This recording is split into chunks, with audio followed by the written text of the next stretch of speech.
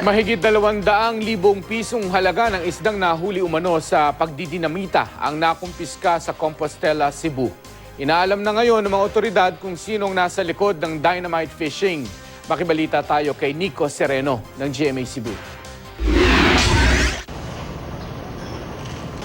Kahon-kahong isdang nagkakahalaga ng 243,000 piso ang nasabat ng Cebu Provincial Anti-Illegal Fishing Task Force sa highway sa Compostela, Cebu. Ayon sa mga otoridad, nakatanggap sila ng ulat na may dadaang truck sa lugar na naglalaman ng mga isdang nahuli umano sa pagdidinamita. Confirm na dynamited fish according to an accredited fish examiner na kasama namin kagabi. Base sa investigasyon, nabili raw ng 4 na pahinante ng truck ang mga naturang isda sa Northern Cebu. Inaalam pa kung sino ang mga nagbenta sa mga ito.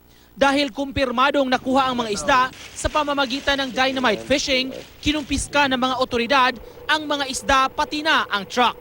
Gayunman, pinakawalan ng 4 na pahinante. Paliwanag ng pulisya, hindi raw malinaw kung sila'y sangkot sa mismong pagdidinamita ng mga isda. Patuloy na iniimbestigahan kung sino ang mga nasa likod ng dynamite fishing. Nico Sereno, Nagbabalita, Pilipinas.